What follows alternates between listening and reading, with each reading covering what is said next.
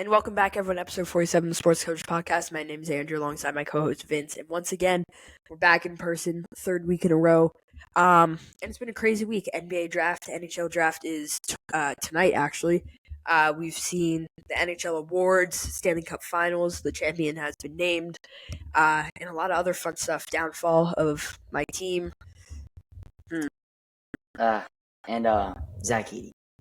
Zach Edey. Because Vince didn't know that Zach Edey could actually hoop. He can't. Okay, good start. Well, he was taken at number 9 overall for a reason, I think, because he's a big man, and we've already seen that work. Listen. I don't know how you don't think that Zach Edey is going to be able to make buckets in the NBA. He's not. Listen. Let's talk about this when we get to the NBA. No, I want to talk about this now. It's a little emotional. No, I want to start out with this. Why do you think Zach Edey is not capable of playing in the NBA? You haven't given a good reason yet. Listen, I just don't think he's. We can clearly see that scouts and officials have decided that he is capable of it. And I think he was always capable of it. If you've seen what he was able to do, he was able to lead a Purdue team that deep into March Madness. And he's insane. He has the size, first of all, and he's able to make buckets, he's able to make plays, and that's what a team like Memphis needs right now. So I don't think that it's fair to say that Zach Edey was never going to be able to be a capable member of an NBA team. Well, capable member of an NBA team. Season hasn't started yet. We'll wait till the season. If he plays all right, then I'll change my mind towards him. But I don't think he will be good in the NBA. All right, take my word for that. Okay. Anyway, we're gonna get started with the NFL. Maybe we'll come back to that in a bit. But so first of all, the Jags, they've been having some issues with stadiums and stuff like that. But they've agreed with the city of Jacksonville to make renovations to their stadium. I don't really have anything to say. This is just kind of news. I don't. They were never gonna move anyway, and it's just I don't know. This just means a new stadium isn't coming. I think I've looked at the renderings. I think it's a very, very nice stadium. That the way they're doing it. Right now the stadium doesn't look very, very good. I just like the pool feature. That's really much it. But yeah, I think it's gonna change very much. I think it's gonna be huge, and I think more fans are gonna want to go to Jacksonville. Not like a place you really want to go for vacation. I think so. But yeah, I think eventually we're gonna have to see one of the newer, better stadiums in the NFL. In my opinion. I think it's gonna look pretty good. Yeah, I think they should have tried to keep going for just a new stadium because on the outside it looks old, and the Florida climate hasn't necessarily been nice to it. They're definitely going to need to get some roof structures and stuff like that because even in September, it's hot. So hopefully they can. It's hot year round, man. Yeah, I'm just saying even in September, when football season starts. And lastly, for the NFL, because we have a short one this week, the NFL has been ordered to pay over $96 million in commercial class action damages, and $12 billion in residential class damages because of the lawsuit going on with NFL Sunday Ticket. And I mean, definitely a hit to the NFL because they were trying to do something new with the YouTube whole subscription thing and stuff like that.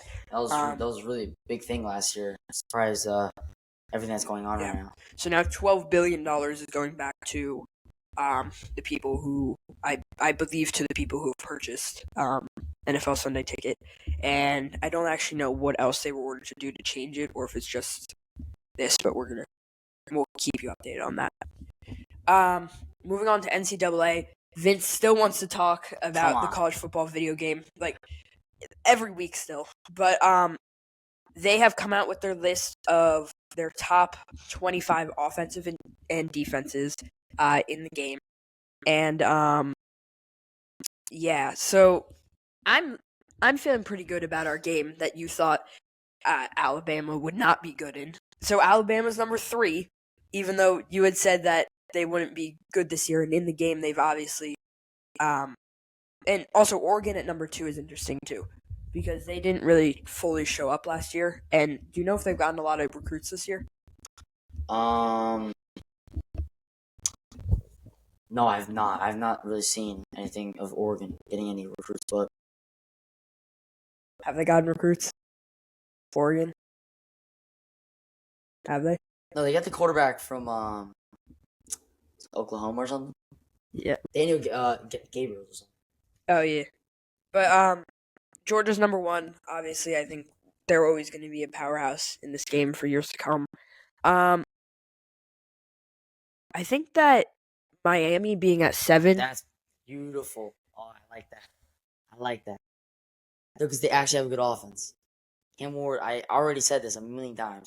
He's gonna be. So Alabama doesn't actually have a good offense because you don't seem very. Well, I don't know. I mean, Pleased that they're at number 3.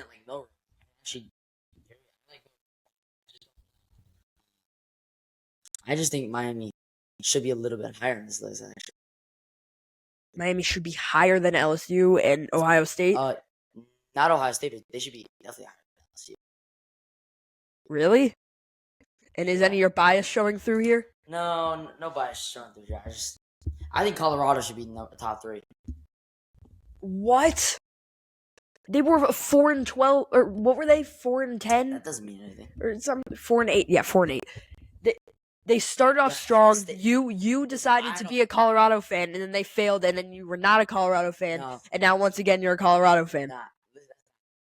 I think Penn State actually should be higher as well. Clemson shouldn't be on here. Clemson should not be a top 10. What are you? What? Clemson's always going to be a powerhouse. You gotta get some recruiting though. They have been. Why do you think they're on here? Oh, transfer portal. Sorry. Yeah, why do you think they're on here? Like, these teams are all on here for a reason. You can't just say that they're not supposed to be on here when they have the players to be on here. All right. All right. What about we'll see about Alabama. What about defense? So 25. Yay, they're on the list. Well, I personally don't think they should be on the list. How come? I don't know.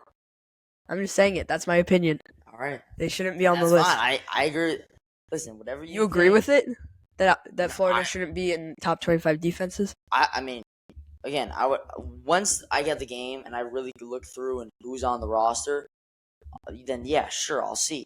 But as of right now, I think Florida's fine where they're at. I don't even think they should be higher. I think 25 is all right. I think Ohio State being ahead of Georgia is maybe a surprise because Georgia is the number 1 team in the country.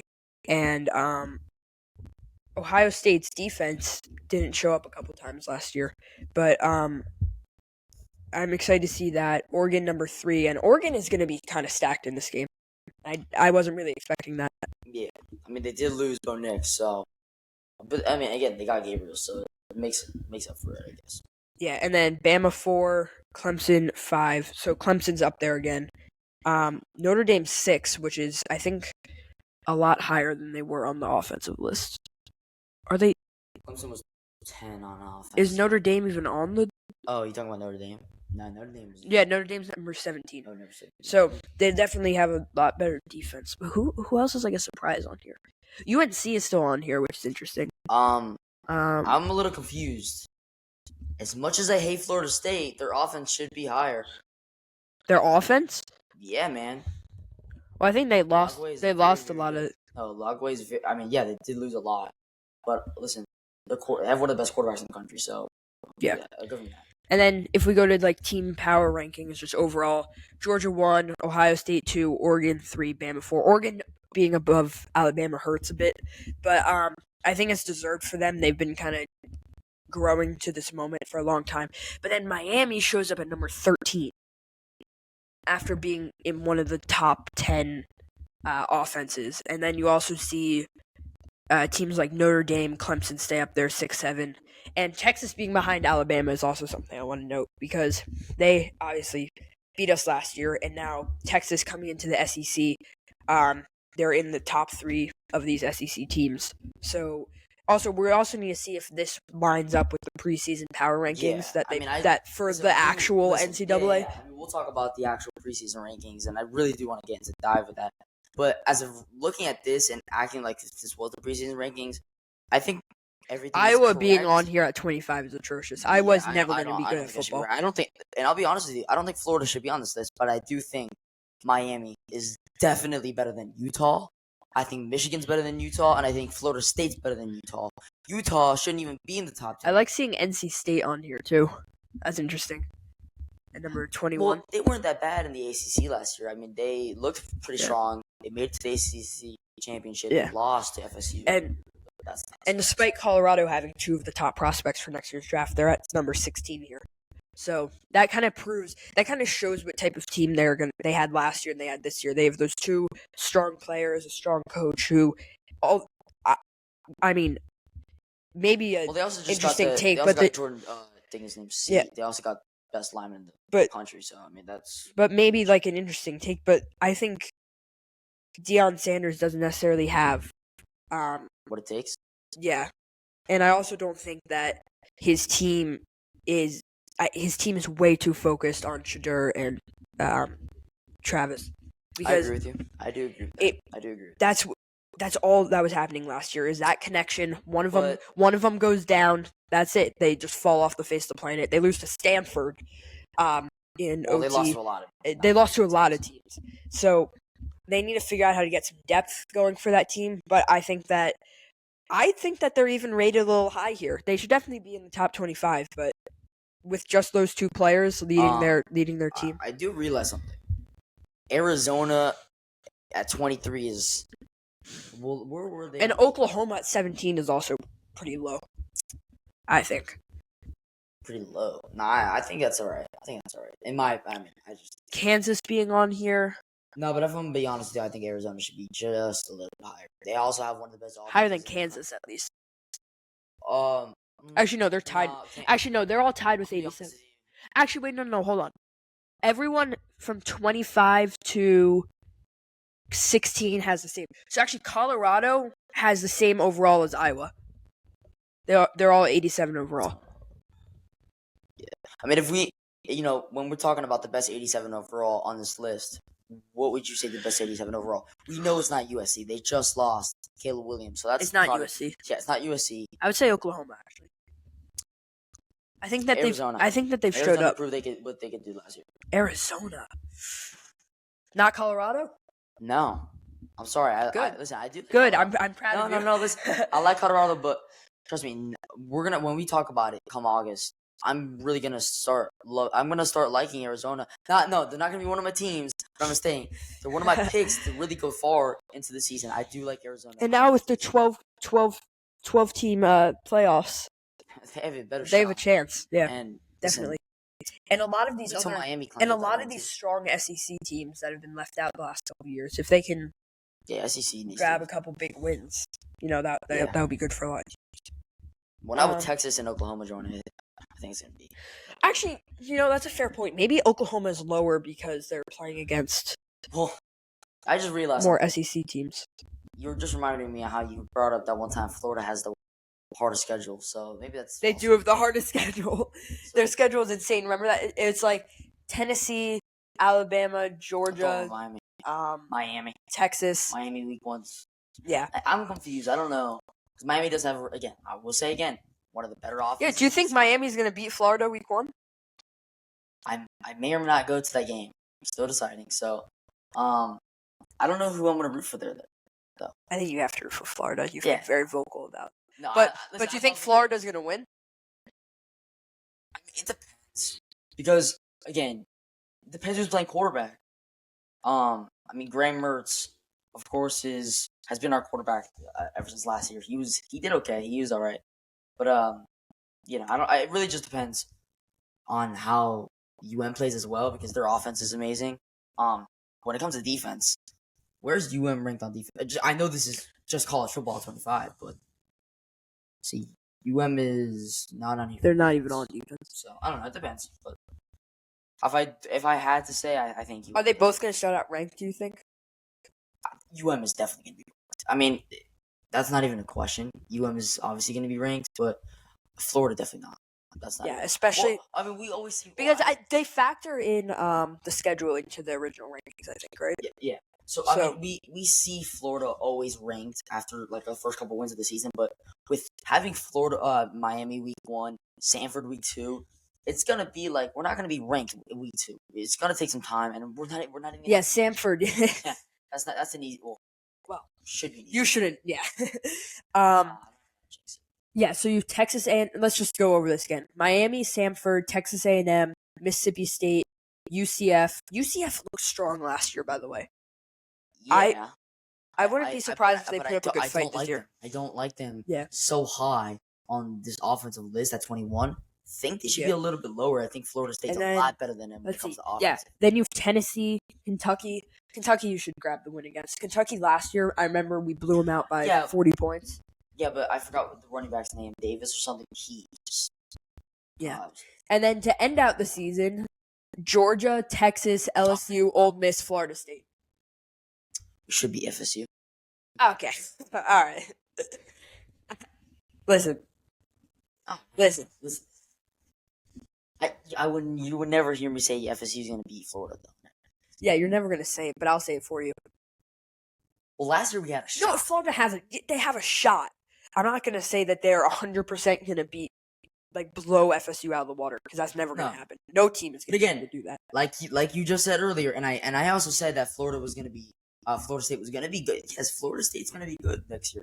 I'll give you that. Their offense is going to be okay, but again, they lost tremendous pieces, and we said this when the draft was happening. So, yeah.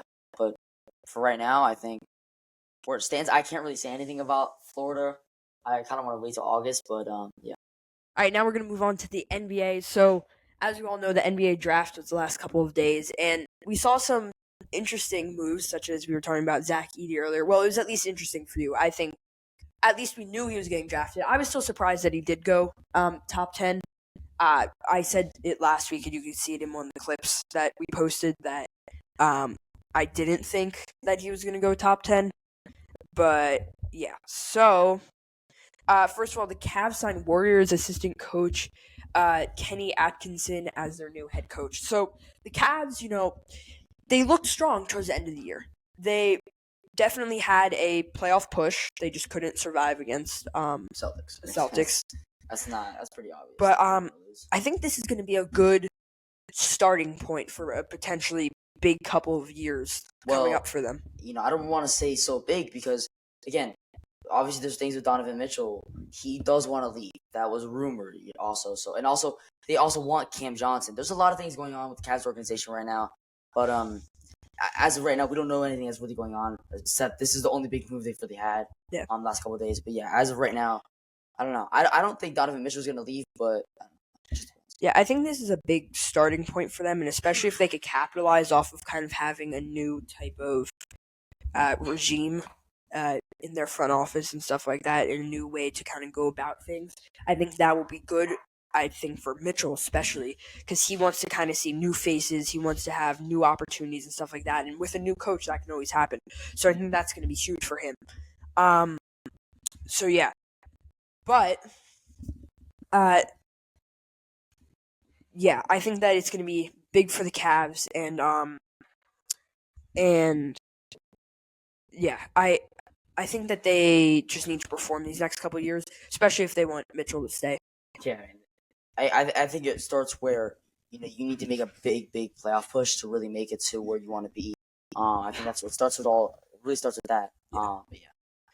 Yeah. So, you texted me a couple nights ago, at around 9:30 p.m. and told me that Mikal Bridges had been traded to the New York Knicks. So, Mikal Bridges was traded to the New York Knicks for... The Nova Knicks, actually. The Nova Knicks, sorry. For Bojan Bogdanovic, 4 unprotected first-round picks, a protected fifth-round pick from the Bucks, an unprotected pick swap, and a second-rounder, which is crazy. So, as a Nets fan, I'm going to say, listen, I love Mikal Bridges. He's the most consistent player on our team. Of course, he's famous for playing every game. He did it at Nova, and he's so far played every game of his NBA career. I love Mikal, and it's cool to see the Knicks kind of bring this back together.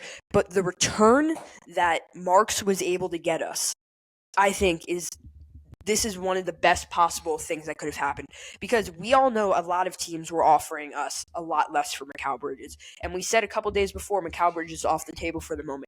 But getting 5 first-round picks, and we are desperately low on picks after getting Durant and Irving and all those guys. We are very low on picks. So being able to get 5 first-round picks and the second is huge for us.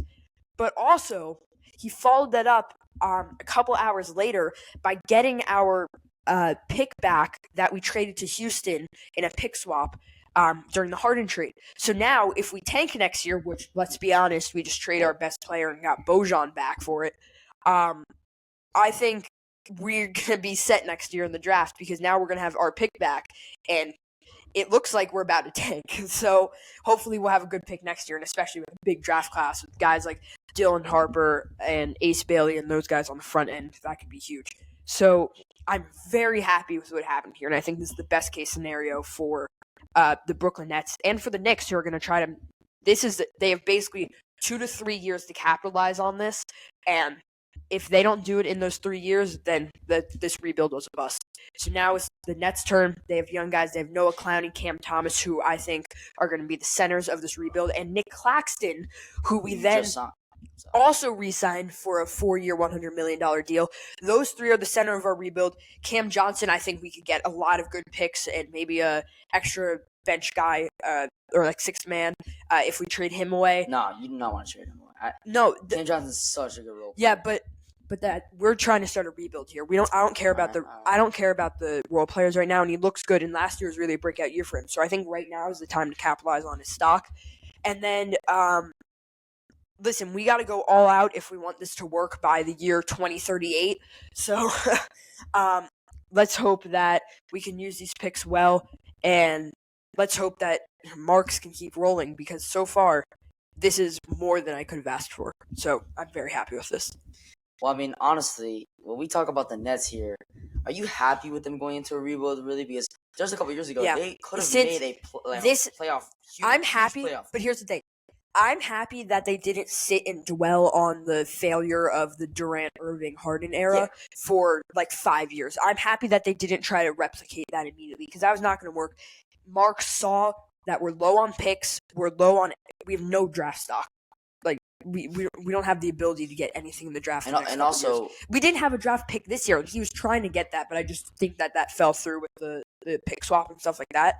But I think that he realized what was happening, and he saw that its rebuild time is now, especially when a lot of the teams around us are getting stronger and stronger. So hopefully once they fail, and maybe the Embiid era in 76ers is done, the Celtics team that they have right now is done, and the Knicks fail, hopefully for me, fail their like crazy Nova Knicks dominancy right now. I think then it's going to be go time for the Nets in the East in a couple years once these guys start to develop.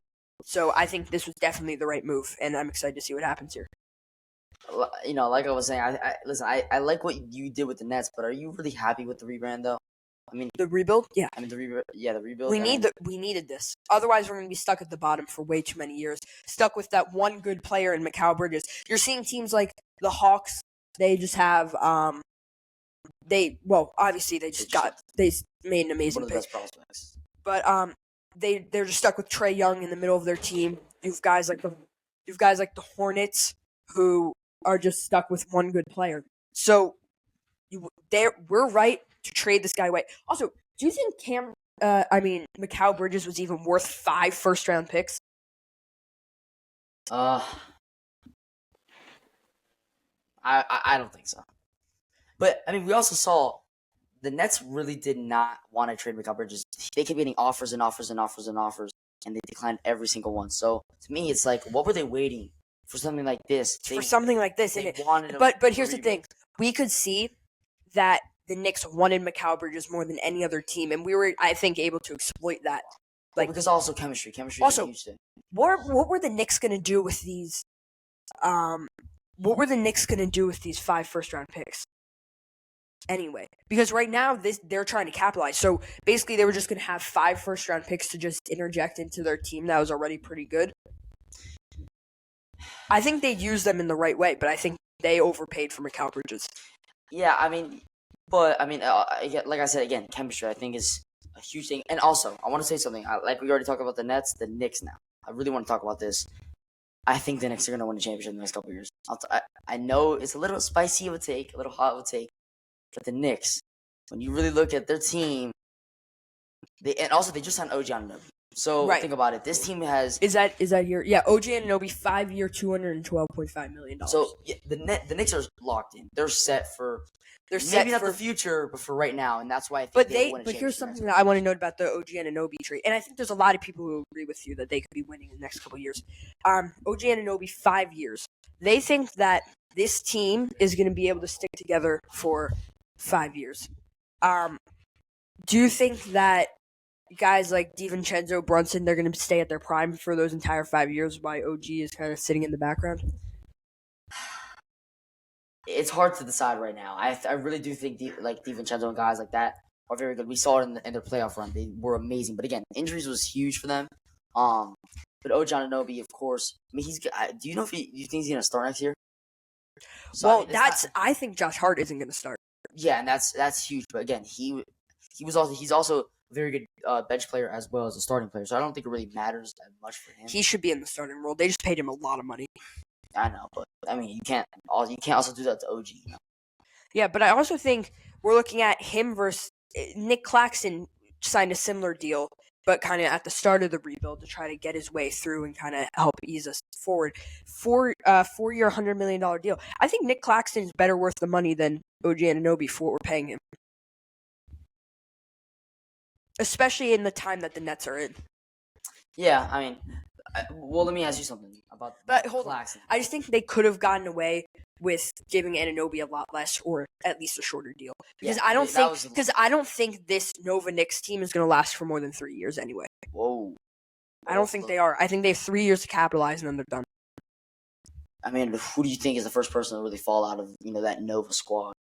Whether it's DiVincenzo, Hart, Brunson. first of all, I listen, think Brunson's Hart's- staying. I think Hart's going to get angry first of all if he doesn't get enough playing time, Well, which he I think was is a always possibility. bench player before he came. I know, but then last year you see how he was playing. I think that Yeah, he but I think that he now thinks that he is a core player of this Knicks team. Well, besides the Nova Knicks and stuff, I really do want to talk about Hartenstein and guys like Randall Hartenstein. Randall? I don't know what happens with Randall. I don't know If he gets injured again, he's done. he's done. He's getting traded away. I think he should be getting traded away as soon as they can. But Hartenstein, I think, is another big key thing. Mitchell Robinson, I would rather have Hartenstein than Mitchell Robinson on my team, just because. No, you saw Hartenstein. Yeah. He played amazing in Yeah. the playoffs. I really did. So, But I also think, what were you going to say about Nick Claxton though? like, do you think they're building around? Like I said when we were talking with Keith, like building around someone like McCall. That's what I out, said. and that's out That's the what I window. said. Yeah. So now it's really Claxton at this point because they just signed him. And here's the thing: you have Claxton, but then you need to figure out how to integrate the younger guys. Like I think Cam Thomas is a part of this rebuild, right? I know you love Cam Thomas, and I know you have his jersey and would hate to throw it away, but But what here's he the thing: says- there's been a lot of reports the last couple days about Cam Johnson, Dinwiddie, Finney Smith, like those guys being on the table. There hasn't been a mention about Cam Thomas being a potential trade piece. Well, I mean, when it comes to trading, I think you need to get rid of something like that. And I think Cam Thomas, you saw him just a couple years ago, playing very well, just a couple games. But again, he is a very good kind of, I'll be there in some games you need me. But it's not like you see, Which is Bruce why playing we every need- single game. Which Which yes, is why it's we a good need trade. Claxton to be able to direct the court. And Now I don't know if Claxton can do that ever. That's my. well, that's what they're trusting him to do. That's well, why they I mean, just let's paid him. hope. Let's hope. That's why they just paid him. So let's see. But I have faith in Noah Clowney, him and Cam Thomas together. Hopefully, the future draft picks do well. I think that Dylan Harper, those guys, I think those guys are good fits. Just already, just looking at the way they've played in high school and stuff like that, I think that they're really good fits with Well, the type of team we're trying to build. Let's hope you guys suck for the next couple of years. Have you seen our starting five for next year? Let's hope you guys do good odds in the lottery. I think that's the point. I think we want to lose. Well, I mean, the Hawks weren't even supposed to be the first pick, so it's really just come down to the lottery at this point. Yeah, but even so, if we get one of the first 3 picks, we're set. So, Yeah. Let's see. Scotty Barnes signs a 5-year rookie extension worth up to $270 million. Is this the right move? Yes, I would really want to build around Scotty Barnes if I was a franchise, especially like the Raptors. They need someone like this. This is their player that they picked a couple years ago when they were really coming off a championship back in 2019. So yes, I do think this was the right move. I think it comes down to people who they draft in the next couple of years. Again, I wouldn't say they're kind of like a rebuild, but I think that was a very good move by the Raptors. Yeah, I think the Raptors are also kind of in between, like in between the start of a rebuild and greatness here. We also saw who they just re-signed today, RJ Barrett. They did, or they re-signed someone. Oh, it was Immanuel Quickley. Those guys having Scotty Barnes, Immanuel Quickley, and I think RJ Barrett's there for another couple of years, right? I think contract. Yeah. So they should be good with that. But I would not want to have Immanuel Quickley. I don't think the Raptors are ever going to be an amazing team Again, with Immanuel Quickley on it. The Knicks, by the way, that's one of the best trades they made, I think, in the last decade. Yeah. So, and I think the Raptors need to capitalize off that. And I don't know if signing Quickley that long is that good of a deal. And hopefully they could trade him at some point towards the end of his career. Next up, the Timberwolves extend head coach Chris Finch to a 4-year contract through the 27-28 season. So, yeah. Yo, guys. Green ball.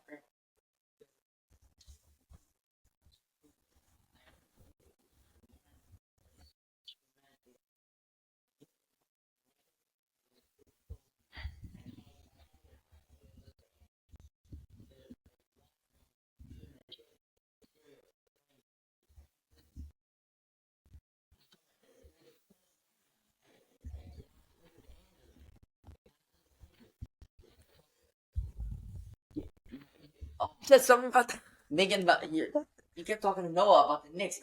You could definitely hear it. Especially that was like a big topic this week. Like you're getting interrupted. It'll be fine. We'll start for now, please. We'll start from Nothing with the water.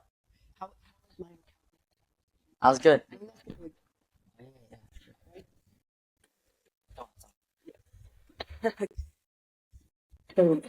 Oh my god.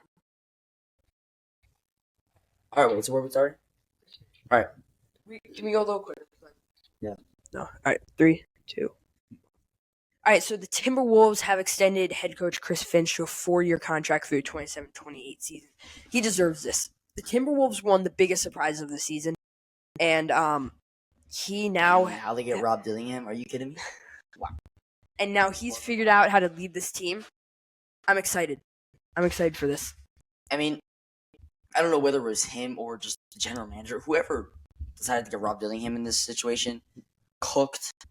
Literally, COOKED, cooked. I saw you almost forget how to spell cook there. Listen, you're trading for him. You're trading away like high schoolers or basically middle schoolers for this guy, and he's gonna be your future. Honestly, Rob Dillingham is amazing when we really take a look at this, and he this, especially where they went just this past season. So, next season this is gonna be huge. Yeah. Next up, your Miami Heat and Bam Adebayo have reached a 3-year, $166 million extension. That's a lot of money. Cash. He deserves it. I really do think if we need to, it's the same thing with the Nets. I think when it comes to building around someone, and I know Jimmy Butler is someone who love dearly. But we just saw it today. We don't know if Jimmy Butler is going to be staying. So, and I don't care. I love Jimmy Butler. He is. I've expressed my love for him so much, but I don't really care. But here's the other thing. He's so old, and I would rather build around someone like, Bam Adebayo than this right now is going to be a Knicks situation in a couple of years. It's go time now. If you guys don't figure this out with Jimmy Butler still on the team, especially with Pat with Bam Adebayo and Jaime Jaquez in his younger years, it's go time now. So you guys have to figure this out, and you guys have to be ready to go deep in the playoffs again this year. Well, let's hope, because, again, there's a lot of very contending teams in the East. And, for right now, I can't really say, that the Heat are going to be one of the better teams. But I don't know. I just think when it comes down to building around someone that needs to lead this team, it's Bam Adebayo, and that he deserves to get paid right now. Yeah. All right, so we already did OG earlier. We talked about him. Ooh. Wait, what happened? When did this happen? The Wizards trade for Malcolm Brogdon and the number 14 overall pick. Yeah, it happened right before the draft, literally an hour before the draft. And a 2029 pick, and sent Danny Avdija. I'm sorry for... Yeah, I think... Definitely pronounced that wrong. To the Blazers. Yeah, anyway. 14th overall pick. That's... For not being able to... Club Carrington. I would take that. For the Wizards, especially. Well, the Wizards also... Look what they got in the draft. You got Alex Sarr and Webb Carrington, so... Yeah. Let's just look at the draft real quick. Yeah. I think we'll just keep it first round and then Bronny James because he's the headline here. Alex Sarr didn't go number 1. Risa Chair did. Well, we know why he did it, because he didn't want to because Alex Sarr did not work out with the Hawks. Yeah, exactly. So that's big. That was kind of obvious. Reed Shepherd, number 3, I think he fits in with Houston perfectly. I think he's exactly what Houston needed. Yeah. Stephen Castle. Yeah, let's see. Klingon, number 7 to the Trailblazers. Wow. I like that. I do too. I think getting Klingon was a very, very, very smart move. Yeah. We saw him at UConn. UConn is a contending powerhouse, and they know how to develop players. This is why I said Bronny James should have went back to college, should have went to somewhere like a blue blood, somewhere where they can actually teach him basketball. This man, Klingon, knows how to play basketball. He knows ball. He's going to be amazing in the NBA. Yeah. And then next up, right after, number 8, Rob Dillingham. This was, I think, the biggest steal of the draft. I don't understand why he went number 8. He should have went top 5. And then the T-Wolves getting him. So that's crazy. I love seeing that. And then your friend Zach Edey, number 9. I personally, listen, I'm going to agree with you on this one. Zach Edey should not have gone top 10. And I think he's going to need to show out this year, because otherwise that's going to be a huge mistake by the Grizzlies. But I think him and Ja together on the court at the same time is going to be lethal. I'll give you that. I do think they're going to be a good duo, but I don't think Zach Edey is capable enough to be an NBA center. All right, just you'll see. You'll see when the season starts. Maybe again, it's just his rookie year, but wait a couple of years and you'll see what I'm saying. Yeah, but I think that this is a risky pick. I think that it could end up being the right pick, but I don't know if in the moment it was. But you see after that, is there anyone you think they would have rather had if you see who got picked after that? Actually, Nikola Topic. I think he's obviously an international player from Serbia. And then to OKC is huge. Yeah. That another young player. Listen, we've seen a lot of Nikolas go, whether it's Jokic or Jovic. But yeah, Topic is going to be someone who I think is going to be very, very, very lethal. He's going to be one of the better rookies in this draft class. He's going to contend with people like Klingon, like Dillingham, like Sarr. So and then definitely one of the better picks. And then the last 2 I want to know here, Jared McCain, number 16 to the Sixers. Is he going to be able to survive in Philly? No, because of his little dances. I wished he went to the Heat. But, things have to happen. Jared McCain, though.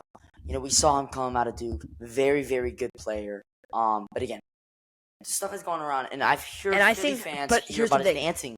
I think it's all right. I don't really care about that. I just think he doesn't seem like the type of player who is going to be able to... Like, we're talking about Zach Edey and how his college play style differs.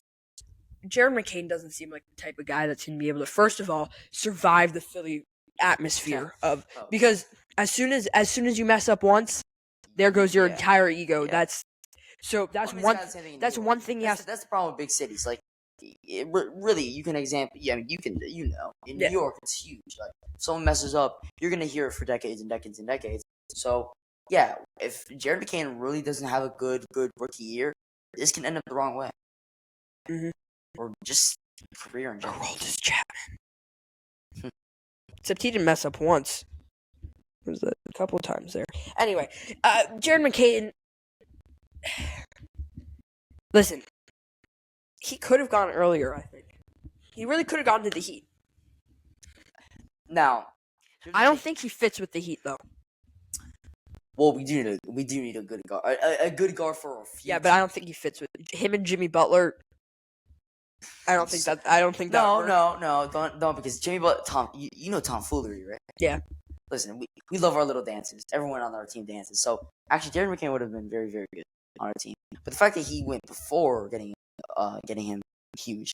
Yeah. But yeah, no. I know you didn't want me to bring this up, but we should talk about the Heat real quick. And we were talking about Bam Adebayo being the center of the show. The main guy for this team.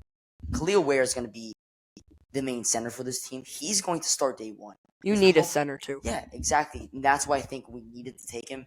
But at 15, I think it's a little bit too much. And I love the move just because it helps Bam Adebayo, who we just paid. Yeah.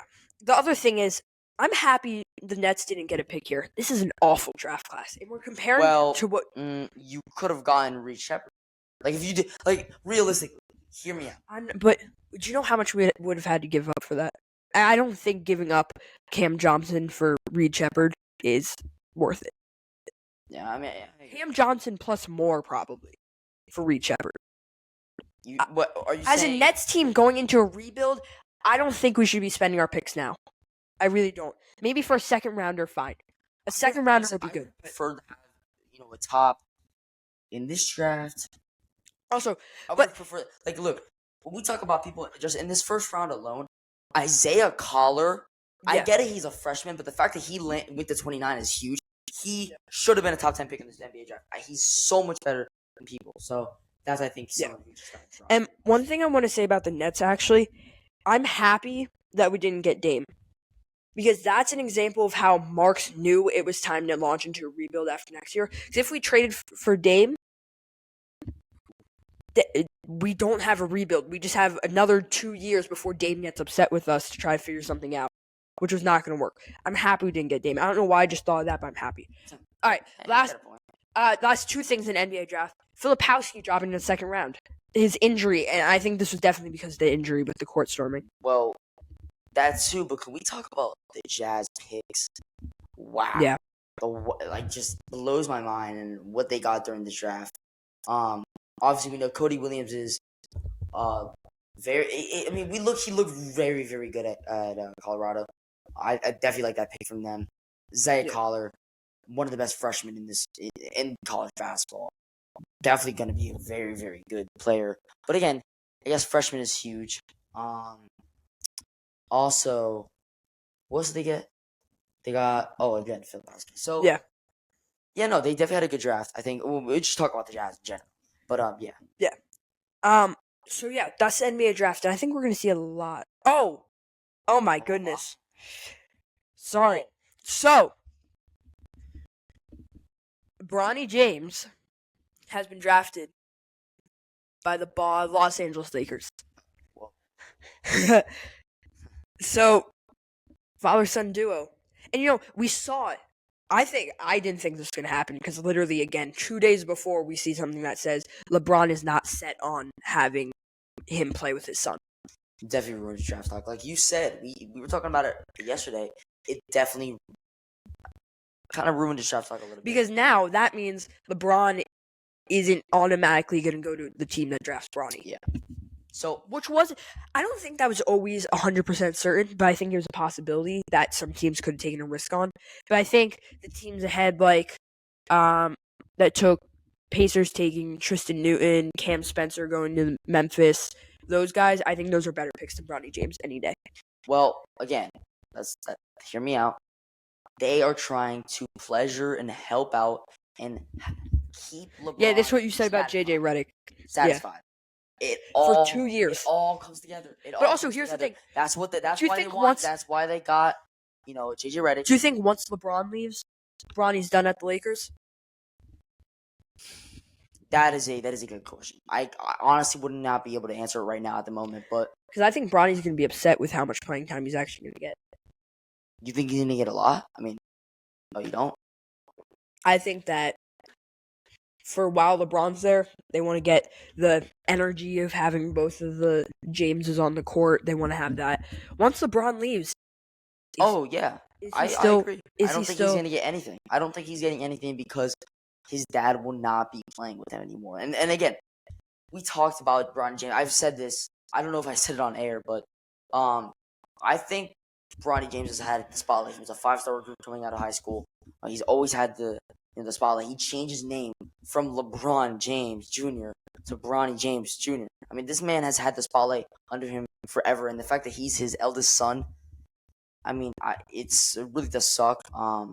But I think it's gonna be tough. It's gonna be tough. And we already thought that he didn't have what it takes to play in the NBA. I don't know if he has what it takes to play on the same court as his dad. His dad is a weapon on the court. So it's gonna be tough. I mean, you can't be, and I wouldn't be surprised LeBron gets tough on him, starts yelling at him. Have you seen him on the sideline of his high school games? Yeah, I mean, that's aura, literally. Yeah. So no, I mean, listen, I do like this move. Again, they're just trying to make LeBron happy, and I think that's what this is all about. Yeah. All right. So now that's the NBA draft, and we have more coverage as some trades potentially still happen, signings, deciding what's going on there. But lastly, in the NBA, another trade. The Mavs trade Tim Hardaway and 3 second-round picks to Detroit for Quentin Grimes and a 2025 second-rounder. Why is Detroit giving up their picks? Not very smart, but you're getting Tim Hardaway, who's someone who's kind of like a veteran, knows what he's doing, knows his role. Just coming Detroit off, needs anything they can get, but I don't get. Just coming off a finals appearance. Remember that. Right. And Quentin Grimes is young. That's something that the Mavs do need. Again, I get it, veteran experience, but Quentin Grimes is okay for where he was at in New York, so I do like this. Yeah. NHL. Hey Keith, I found it. There it is. Your Florida Panthers are your Stanley Cup champions. Wow. That was scary. I was scared for you because I know you were going to go insane if that didn't work out.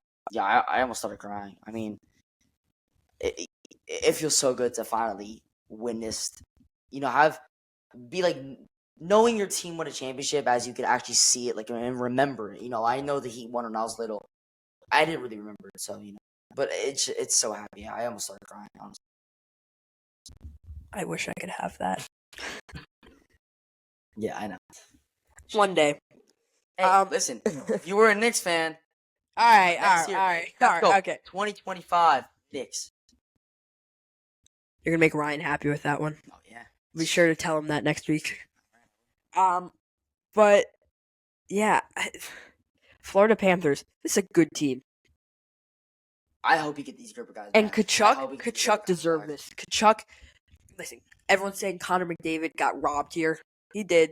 The Hart Trophy went to Connor McDavid. Can you believe that? No, it's not the Hart Trophy. Oh, the Hart Trophy is yeah. Connor McDavid. Conn Smythe. Yeah. Connor McDavid needed this, and he didn't get it. And now that lone trophy just has to sit on the ice while he doesn't come out because he's crying in the locker room. Now, where does he go from here? What do you think happens to... He needs to get out of Edmonton. For sure. But where? I mean, do you think there's a place where he could be satisfied? I don't think there's any one place respected. Because Edmonton, he's been at the Stars. Ooh, like that. But I don't know if staying on the West Coast. In the Western Conference, yeah. Maybe go... I don't know. Because maybe Toronto, even? If he wants to stay in Canada? Whoa, that's Toronto needs that. Hold on. Because how can they afford... Wait. But is he leaving? Is he leaving? Well, we don't... I mean... Listen, he might want to leave. Does he need to leave? Because look how close he came this year. Yes, he does. But look how close he came this year. Yeah. But... Who were they losing? Edmonton wasn't even supposed to be there. They got lucky. Just because of him. Yeah. So then he should just go to this random awful team that he could carry, that he could be the lead of. He could be the head of the rebuild. What about was it Utah? Utah. Honestly, though, I see it. Honestly, but that's I don't know. Connor, I feel bad for him though, but of course I feel better for Kachuk. But yeah, I'm happy that Kachuk got it because he definitely deserved it, and I think. First guy in the family. They kept showing his dad and his brother Brady, and stuff. Yeah. So, really happy for him. I'm really happy that his dad got to hold it. Yeah, that was 17 really years cool. of playing. And that was really cool. Yeah. But Yeah, let's talk some more NHL and some other stuff. We're talking about the retro logos last week. The Ducks just released their new jerseys and stuff like that. They're cool. I think that those are going to be. Love them. I think, bringing back the retro aspect with a little bit of hint of orange makes it beautiful. I think that they should have done that from the start, but of course, Disney and all that. But yeah, no, definitely like this. Yeah, the Mighty Ducks. Yeah. I really do like it. But what do you think about it? So much better. And I'm happy that teams are starting to realize that their retro logos are actually better than the current ones, than the simplified ones. Yeah. And same for the Kings. Kings released an amazing retro logo last week. And then now the jerseys, I think, are the best in the league. And now you can see that the new Adidas Fanatics, whatever era it is, I think Fanatics is manufacturing them or whatever, they look, for the first Fanatics era jersey, these are amazing and a lot better than what the MLB has been doing. So really happy with them. Excited to see both the South Florida teams rock them this year. But I think they're the two best jerseys in the league. Would you say that? Yeah. Yeah. Awards announced. So we're gonna go through the big two. Nathan MacKinnon wins the Hart Trophy. I think he deserves it. Deserves it 100%. I think Colorado had a rough season. They have really good players, but we haven't really seen them as good as they once were when they did win the cup just a couple years ago. But Right. yeah, if anyone deserves it besides him, I think you could possibly say Matt, even if they're not runner up, Matthews, McDavid, people like that. But yeah, I think McKinnon definitely deserves it the most. Yeah. And then Rookie of the Year, who else? Connor Bedard. No. Of course. I'm excited to see that Luke Hughes was a runner-up there. He deserved it, definitely. Listen, he was one bright spot for the Devils this year in a not-so-great season. But Connor Bedard obviously going to win it. And even though he had a pretty serious jaw injury, I believe it was, that's still good for him. Bounce back. Bounce back and be able to do that. So, happy for him. Congrats to MacKinnon, Bedard, and everyone else who won awards. And one more thing, Panarin was on the first All-Star team or All NHL team. Listen, by the end of the season, they were not playing as well. It's just the Rangers in general, but especially Panarin. We saw Panarin, Zibanejad. When it came to playing in the playoffs, they sucked tremendously. And if it wasn't for Shesterkin, that series would have been. Their playoff run would have been over, and that's why. Of course, they lost to the Stanley Cup champions. Yeah, but where was Panarin? I feel like they lost Panarin last for a while, into kind of I wouldn't say no mid-season he was doing all right, but towards I guess May, a little bit in April, May really just lost them. Yeah. Good for NHL? Yeah. MLB. One thing I want to talk about, stay the New York Yankees. I did this in my camper rant last week. We are the most inconsistent team on the face of the planet. Stop saying meet the Mets. This is not the time. That was the worst Subway series I've watched in years. We almost came back game 1, game 2, blowout 12-2. Our pitching, starting pitching especially, we always have to say we have issues with the bullpen. Starting pitching can't be consistent. We're getting worn out. We're getting tired. Carlos Rodon, although some people say it's a bullpen, Carlos Rodon gave up 8 runs in 4 innings or whatever yesterday. Not good. How does it feel to lose to the Gourmets? Of course, she's been saying that to me too, but losing to a Mets team that is kind of on fire right now, you gotta give them props. They beat San Diego. Here's what I want to say. Beat Marlins, but yeah, they're on fire. So what do you think? They are on fire, whether it's because of Grimace or not. They are on fire. But the other thing I want to say about the Yankees. Aaron Judge is the only guy producing on our team. You have Gleyber Torres not trying for ground balls, not trying to field ground balls, and also not trying to run out ground balls. He needs to go. We should have traded him 2 off seasons ago, and he looked good at the end of last season. He needs to go. Maybe bring up a prospect. I don't know who. Oswald Peraza. Oswaldo Cabrera starting at second. DJ starting at second. Any of those guys. We have so many second base prospects. I just think Gleyber needs to get out of there sooner or later, because by the time you keep him, you're not going to make it to, through a strong postseason with him. That's just not who Gleyber is. We've seen it constantly. So, yeah, I think it's time for him to go. Just in my opinion, but yeah. Yeah, and we see other guys like, you see Juan Soto is Juan Soto, but interestingly enough, Trent Grisham has been really Wow. good lately. Like, people weren't even mentioning him as one of the better people in the trade. And I'm going to be honest with you, I think he is. Well, we started off batting 0.079. I understand that, but I feel like he's one of the only reasons why this Yankees team, right? I mean, at least in this past series, and we take a look at, or just series in general, why the Yankees are playing okay, but not as well as they should be. And Yeah. especially should be. Yeah, but you know, the New York Yankees, we'll come back. We're the Yankees, as Keith would say. Stick with your team. Stick with your team, man. Stick with the what you're doing. Nets. I wish we had him on. Yeah, later. but Yankees. We'll see. We gotta figure some things out. And Boone, this might actually be the year where Boone needs to go if we fail. What? I don't know. Ooh. Euros, take it away, Vince. This is your segments. On my phone, I can't see it, but again, I've explained this multiple times. When it comes to the Euros, Spain is the only team I see winning in this, and I know I've said France from the start, but seeing France, from a perspective, even just the group stage, they have not been dominant. It's the same with Netherlands. I also had them as high. England. Can we talk about England real quick? Not looking good whatsoever. The team I watched the whole game against Slovenia. Yeah. They couldn't complete the plays. They couldn't get the through balls. Any of that. It was bad. It looked ugly. Also, because you're not using people like Cole Palmer. You're not using people that need to get in playing time.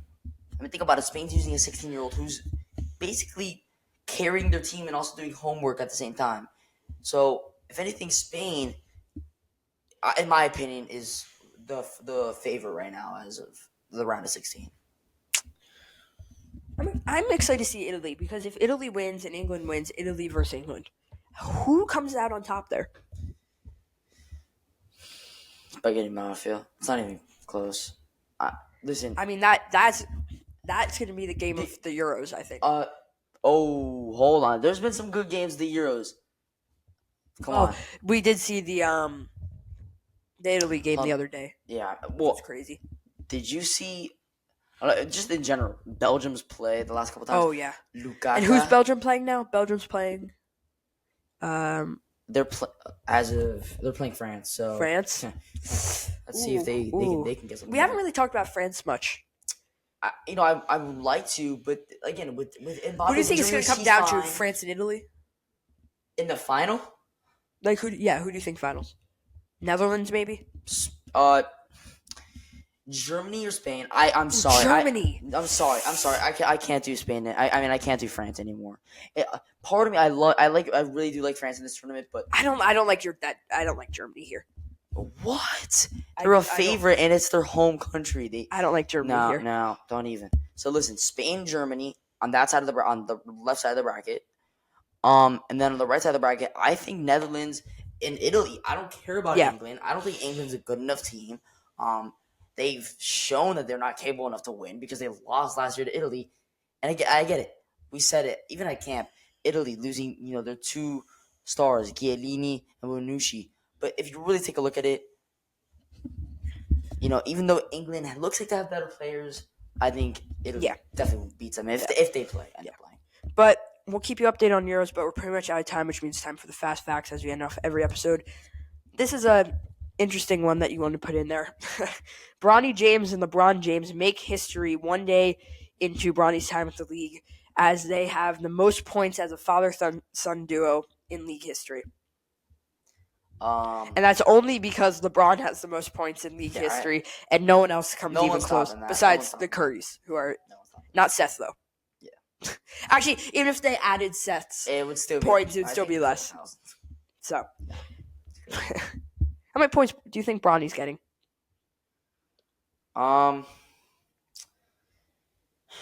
Anywhere from 6K to 15K. I don't think it would be more. So how many years do you think then? That's gotta consist of a good 10 years in the league. You gotta be. Yeah, I don't think he's. I don't think he's dropped. His dad could be going for. I think he's dropping. I think he's dropping 12 a game. 12 a game, as of His rookie season, or just like when Just he's in general. I'd say 3-4 game. He's not gonna start. I don't like. Listen. Look who they got in the draft. It was Schnett or something. Let me see. Yeah, they got Don Schnett. Mm-hmm. Him and Austin Reeves are gonna get the most playing time. If you really think about it, him. No, but I'm saying like at some point into his career, not his rookie year. At some point into his career, because if you think if you think he's even gonna get over 10K points, he's gonna need to be dropping a good amount per game. Yeah, and I think that starts as soon as possible once his dad leaves. Yeah. We'll see. But lastly, Killian Hayes gets cut from the French national team. But that's pretty much going to do it for this week's episode of the Sports Coach Podcast. Thank you, everyone, so much for listening. My name is Andrew, alongside my co-host Vince. If you're here on YouTube, like and subscribe. Greatly appreciated. Audio only on Spotify. Exclusive clips, announcement posts over on YouTube. Thank you, everyone, so much for listening. Back in person with you next week and the week after, so look out for that. And we'll see you next week.